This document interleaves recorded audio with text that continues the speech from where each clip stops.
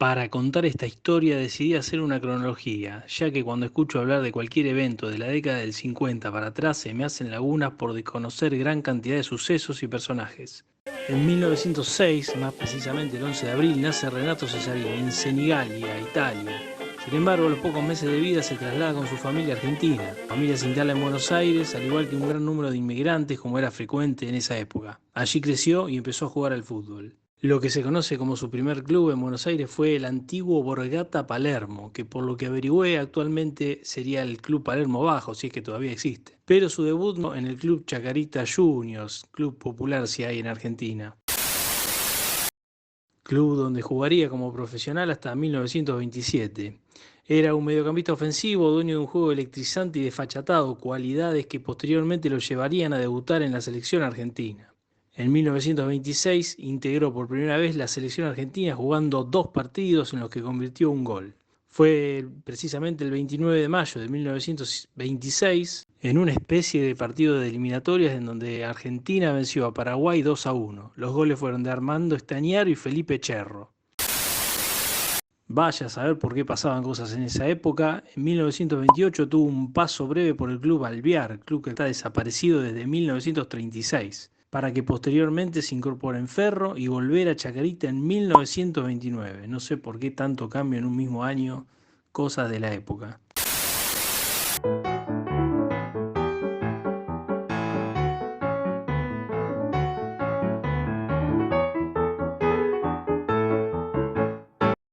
Pero definitivamente el 1929 sería el año de su despegue, el año en el que se va a Europa a jugar en la Juventus, donde desplegaría todo su talento y capacidad tanto dentro de la cancha como fuera de ella. En su haber hay una infinidad de anécdotas, por su temperamento juguetón pero también rebelde. Fuera de la cancha era igual, insumiso, no aceptaba otras reglas que las mismas implementadas por él. En la Juventus ganó 5 campeonatos nacionales consecutivos, de 1930 a 1935, obviamente, integrando el equipo con otros 2 argentinos, que más adelante lo acompañarían también en la selección, pero de Italia.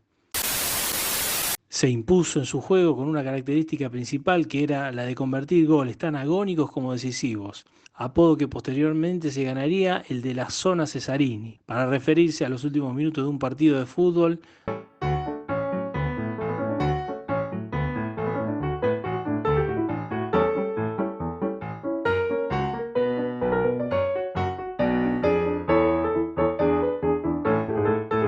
Y llegaría finalmente el año donde la historia del mundo cambiaría para siempre, el año de la primera Copa.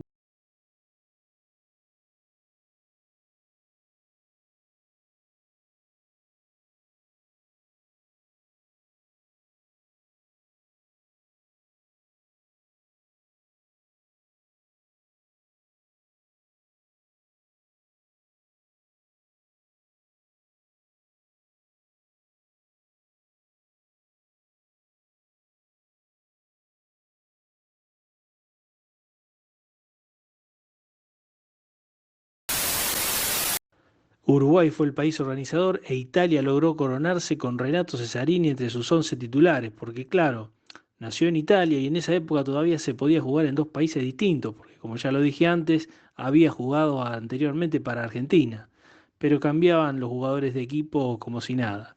A su vez, en esa Italia de 1930 también jugaban sus otros 2 argentinos compañeros en la Juventus, Luis Monti y Raimundo Orsi. Cesarini fue un personaje total de la noche de Turín, mujeres, póker y llegadas a entrenar con la ropa deportiva cubierta por un smoking con todos los aromas de la noche de esa época. Tan rendidor como excéntrico, Renato Cesarini solía pasar con un mono al que adoptó como mascota, lo había bautizado Pochoclo. Era un asiduo cliente de los cabarets más caros y lujosos, uno de los cuales llegó incluso a comprárselo. En él se bailaba tango hasta el amanecer y todas las cosas de la época. Y de ahí a entrenar derecho.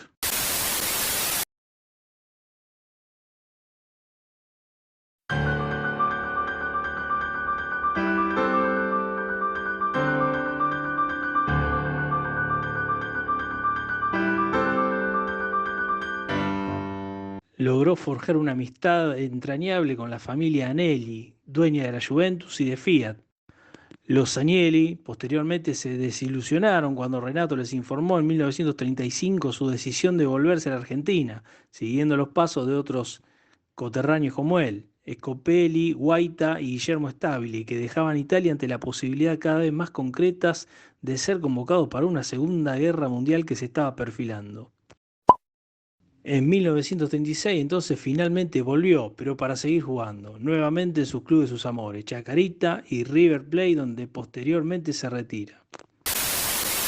Lo esperaba River, donde pasó a integrar un ataque que sale de memoria para muchos fanáticos de la época. Renato Cesarini, Bernabé Ferreira, Moreno Pedernera y Carlos Peuchele.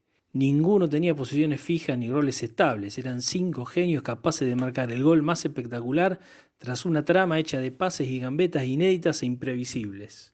Estaba creciendo la semilla del equipo que posteriormente sería conocido como La Máquina, un equipo bicampeón en 1936 y 1937 que llegó a marcar 217 goles en 209 partidos. Pero como toda historia tiene su final, en 1939 Renato colgó los botines. River Plate le ofreció la dirección técnica del primer equipo, previo juramento de que no repetiría sus aventuras y travesuras que hacía en Italia. Le marcaron la cancha y le ofrecieron hacerse cargo entonces de lo que era el primer equipo en ese momento. De pasar de ser jugador, pasó a ser técnico de la propia máquina. Ya era 1940. Muñoz, Moreno, Pedernera, Labruna y Lustó. 5 nombres que hablan de toda una época. Un equipo que por su estilo de juego muchas veces es catalogada por ser pionera en la práctica del denominado fútbol total, y el antecesor en Sudamérica o en Argentina de lo que fue la Hungría del 51 y también la naranja mecánica de los 70. Pero Renato no estaba solo y en esta aventura fue el responsable de armar el equipo junto a él Carlos Peuchele. Suscitaron grandes admiraciones en todos los idealistas y fanáticos de la época. Hablando de la formación de los equipos y jugadores, en una de las notas dadas al gráfico en su momento y de las pocas notas que se recuerda, Renato llegó a decir: asómbrese, el jugador lo formo yo, lo construyo yo, sí señor. El hombre se hace en el vientre de la madre, al jugador lo hace quien lo conduce, porque el hombre en el sentido de agallas nadie lo puede hacer más que su madre. ¿Qué le parece a usted? Pero el resto es para mí, para que lo construya yo. Yo necesito que ese hombre tenga predisposición para aprender, porque no tiene que llegar necesariamente a mí sabiendo. Hay siempre edad para aprender. Puede ser que el chico hasta los 14, 15 años no toque una pelota y sin embargo tener adentro suyo el germen para jugar bien la pelota. Pero además de eso, el jugador también debe tener físico, aguante, velocidad y espíritu de sacrificio.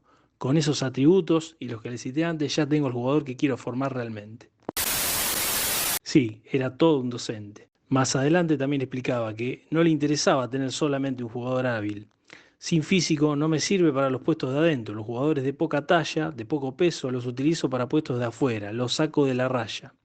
Además, luego de los años dorados de la máquina, su periplo como director técnico continuaría en Argentina y en Europa. En 1945 pasó por Racing, pero permaneció apenas 6 meses, según se dice, por razones políticas. Otros 6 meses para el olvido en Boca Juniors en 1949, además de haber pasado por 12 partidos en 1948 en Banfield a pedido amistoso de Lencho Sola. También se comenta, sin embargo, que hizo crecer a aquel Banfield de 1948 porque estuvo un paso de ganar el campeonato en una famosa final y polémica, obviamente, con Racing. Hasta que finalmente vuelve a River y esta vez por largo tiempo en lo que sería su segunda casa. Todos los récords de recaudaciones se baten en el match River Plate-Boca Juniors. Ante el monumental repleto se inician las acciones de este cotejo tradicional que en cada temporada apasiona a la enorme legión de adictos de ambos equipos. Durante la primera etapa el juego se desarrolla en una evidente paridad de fuerzas. Los delanteros se muestran ambiciosos dando abundantes ocasiones de lucimiento a ambos guardaballas. En general las acciones se cumplen de manera lucida y tanto River como Boca muestran una calidad digna de sus prestigios. River Plate es el primero en ponerse en ventaja por intermedio de Barbeito a los 30 minutos.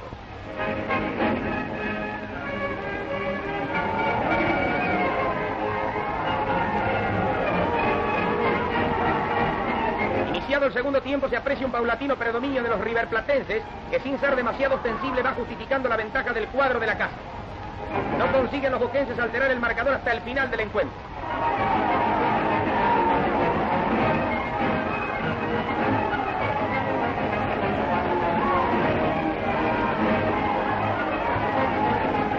El arquero Diano, a poco de finalizar el gran cotejo, sufre un accidente casual que obliga a su retiro del field.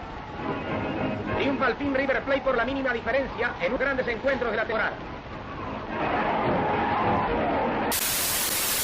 Decidió entonces retornar al sitio donde sabía que siempre, a pesar de su inconstancia, lo esperaban con los brazos abiertos. Cesarini dedicó especialmente a formar a futbolistas infantiles y juveniles, creando la famosa Escuela de River, conocida por su contenido moral, buena formación y dedicación, que se ha mantenido como un modelo a lo largo de todos los años. ¿De qué hablamos cuando hablamos de la Escuela River? Hablamos de formación integral. Las escuelas no solo se enfocan en desarrollar las habilidades futbolísticas de los jugadores, sino también en su formación integral como personas. Esto incluye aspectos educativos, sociales y culturales. Método de entrenamiento: una metodología específica del club que ha sido desarrollada y refinada a lo largo de los años. Se centra en el juego de equipo, pero sin descuidar la técnica individual, la táctica y el desarrollo físico. Y por supuesto el énfasis en valores. River pone un fuerte énfasis en inculcar valores como la disciplina, el respeto, el trabajo en equipo y la humildad. Estos valores son considerados fundamentales para el desarrollo de los jugadores dentro y fuera de la cancha. Su trabajo entonces atravesaba todas las etapas del club, hasta incluso las divisiones inferiores, donde allí conocería un fenómeno que posteriormente dirigiría. Estamos hablando de Enrique Sívori. Pero eso es otra historia y no quiero seguir abriendo más pestañas. El año 1958 sería el momento de retornar a Europa, pero ahora como entrenador. En la Juventus ganó todo. En la temporada 1959-1960 y 60-61 fue campeón de Italia y de la Copa Italia. Y el eterno espíritu de aventura, posteriormente a esta exitosa experiencia, lo llevó a México, a hacerse cargo del equipo de la universidad, de los Pumas de la UNAM y de todas sus divisiones menores. Aquí terminaría gran parte de lo que fue su legado y su historia como director técnico. En su campaña de debut en primera, la de 1962, Universidad marchaba tras 9 fechas en el último puesto, con solo una victoria, 2 empates y 6 derrotas. Fue entonces que la directiva del equipo, encabezada por el presidente Javier Ortiz Tirado, decidió la contratación de Renato Cesarini, quien gozaba de gran prestigio internacional por los títulos que había ganado con River Plate y la Juventus. Cuando Cesarini llegó a México ya venía con un prestigio muy importante después de su paso por River y por Italia, cuenta Ángel Papadopoulos, quien fuera asistente de Cesarini en los Pumas y a quien el argentino le heredó el puesto en 1965. Renato fue un adelantado a su época, no solo en el fútbol mexicano, sino en el fútbol mundial. Tenía una gran capacidad de enseñanza y dejó cosas muy importantes en el país, como el trabajo con los jóvenes, dice Papadopoulos. Cuando él llegó, nos dijo: ustedes están atrasados 30 años en cuanto a la preparación. Y yo así le creo, porque todos esos conceptos y fundamentos que nos trajo, afortunadamente se siguen aplicando actualmente. Esa semilla dio frutos, porque él nos dio los parámetros a seguir para dar a los jóvenes lo que es el verdadero conocimiento sobre el fútbol. El talento del jugador es innato, pero uno como entrenador debe saber cómo pulirlo. Y dicen que dijo: este equipo lo único que hace es correr, entonces mandó a hacer un frontón para perfeccionar la técnica de los jugadores. Creo que Renato Cesarini tiene mucho que ver con el desarrollo del fútbol mexicano, porque en esa época solo se entrenaba martes, miércoles y jueves, y se jugaba los domingos. Pero Cesarini llegó y dijo: vamos a entrenar de lunes a lunes, y así se hizo. Llegaban a las 10 de la mañana y se iban a las 4 o 5 de la tarde. No entrenando todo el tiempo, pero ahí estaban, enseñando muchas cosas en el frontón. Parte física, parte técnica y por último la táctica. Renato no dejaba un día de entrenamiento librado al azar. Además de las enseñanzas que dejó sobre el terreno de juego, Cesarini es bien recordado por sus discípulos por su don de gente, su camaradería y su cercanía con los mismos. Era muy exigente como profesional, pero conocía a los jugadores al 100%, sabía qué hacías cuando terminabas de jugar, a dónde ibas, con quién. En un principio te molestaba, pero después entendía su preocupación. El aspecto personal para él era muy importante, por eso estaba en contacto permanente con todo el plantel y todo el tiempo. Pero volviendo a las cuestiones tácticas y futbolísticas, en una nota al gráfico, la misma que cité anteriormente, le preguntan por cómo se vulnera un cerrojo defensivo, un equipo que se mete atrás con 8 o 9 jugadores. Muy fácil, dice Cesarini. Si el otro se mete adentro suyo es porque está reconociendo que usted es superior. Entonces hay que ir al ataque. ¿Para qué dejar los 4 hombres del fondo si ellos atacan con uno solo? Vaya al ataque entonces. Mande la mayor cantidad de gente. Usted dice que amontona gente en una cancha más chica, no importa. El problema del largo del campo no interesa, debe preocupar el ancho, y al ancho lo tiene que fabricar usted. Agrande la cancha. Mande los punteros contra la raya, oblíguelos a desbordar, haga caminar la pelota. Y si tiene un cabeceador, úselo. No un centro bombeado y suave, sino un centro shot bien violento, bien fuerte.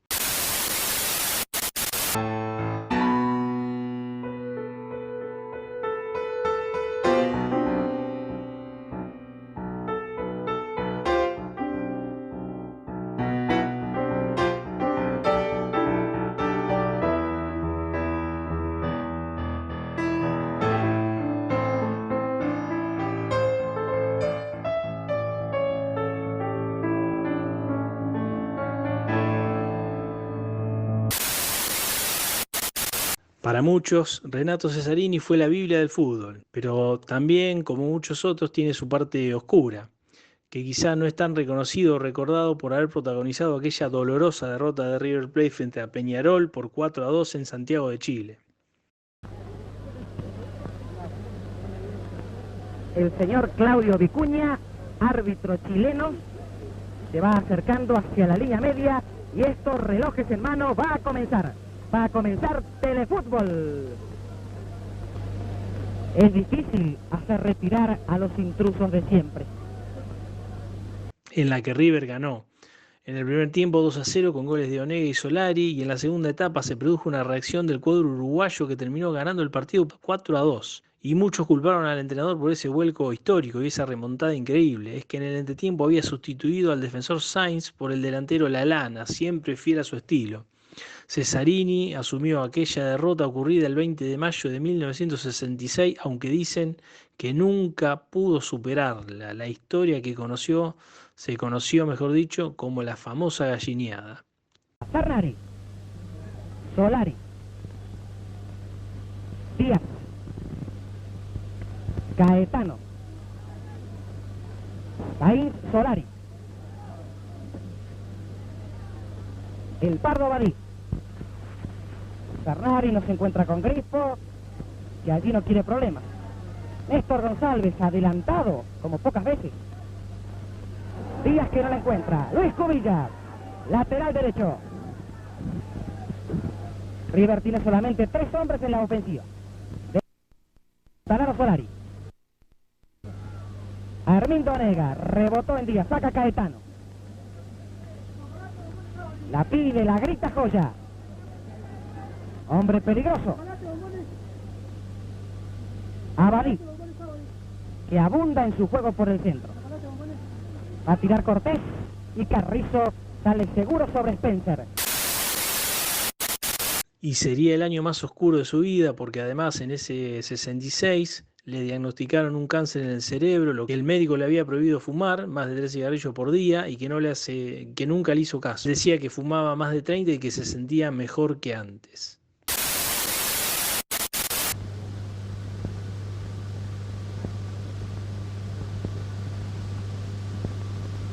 River está perdiendo, Apo, inexplicablemente este partido. Sí, inexplicablemente porque cuando estaba 2-0 era tan neto dominador del partido que parecía mentira que se pudiera dar vuelta como ahora sí se dio. River ahora tiene un enemigo implacable, el reloj. Armindo Onega. Agrippo.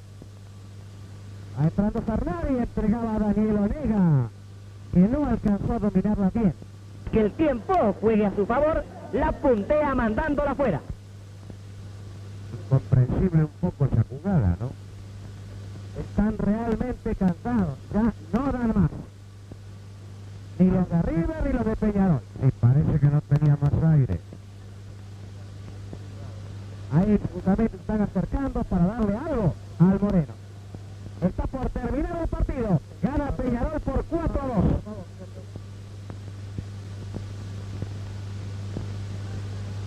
González. Entrega Rocha, Lescano.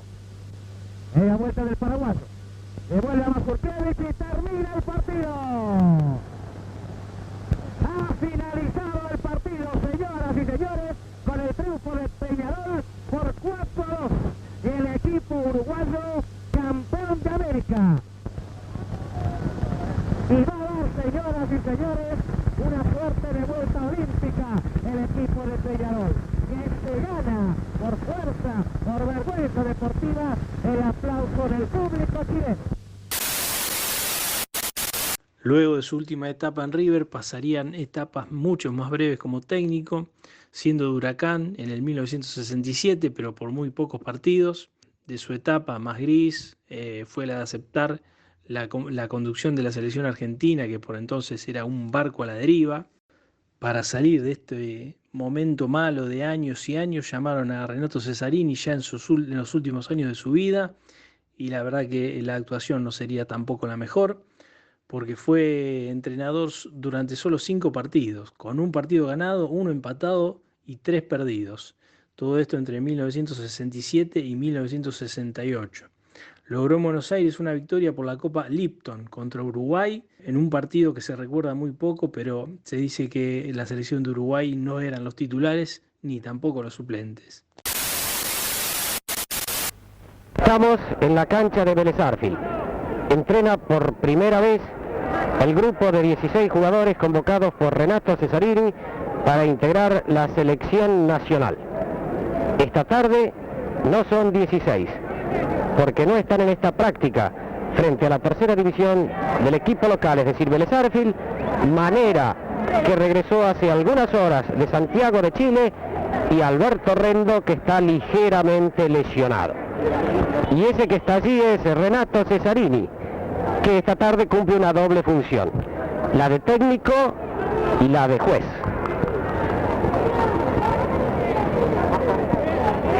Tres de los hombres seleccionados que esperan su turno para entrenar: Juan Echecopar, Aníbal Tarabini, Carlos Butiche, tres de los convocados por Renato Cesarini para integrar esta selección. Es un saldo totalmente negativo de este primer entrenamiento de la selección nacional. Cualquier cantidad de chicos, de jóvenes aquí dentro del campo de juego, tal cual ustedes lo estaban viendo. Y solamente 2 policías, que naturalmente son muy pocos, para controlar un desborde que de ningún modo podemos justificar. Finalmente, en 1969 en Buenos Aires, fallece a la edad de 62 años. Para explicar un poco lo que fue el legado de Renato Cesarini, voy a retomar de nuevo la nota del gráfico. Él supo decir: no soy un hombre de escuela, a los 14 años tuve que salir a ganarme la vida, en el transcurso de 2 años fallecieron mis 3 hermanos, 2 de ellos en apenas 10 días, tuve que trabajar de todo, hasta fui equilibrista y contorsionista de circo, por eso conozco tanto de articulaciones y por eso corregí tantos defectos físicos en todos los jugadores que entrené. En Argentina hay una escuela de fútbol que lleva su nombre y en Roma una calle. Jorge Solari relata en una nota, quien fue uno de los fundadores del club que lleva su nombre, allá por 1975, dice que la idea principal fue formar jugadores, pero también personas con la metodología de entrenamiento utilizada por quien fue el adelantado a la época, el verdadero maestro Renato Cesarini. Cuando jugábamos estábamos podridos de correr 20 vueltas alrededor de la cancha sin hacer nada. A nosotros lo que más nos gustaba era correr con la pelota. Así empezó la idea de trabajar en espacios reducidos y después en espacios más grandes, pero siempre con la pelota. Una preparación que realmente se asemeje al juego. Cuando me retiré del fútbol con mi hermano y con otros amigos, pensamos en fundar una escuela de fútbol y empezar a jugar en la Liga Rosarina. Y le pusimos Renato Cesarini porque fue el técnico que más nos enseñó.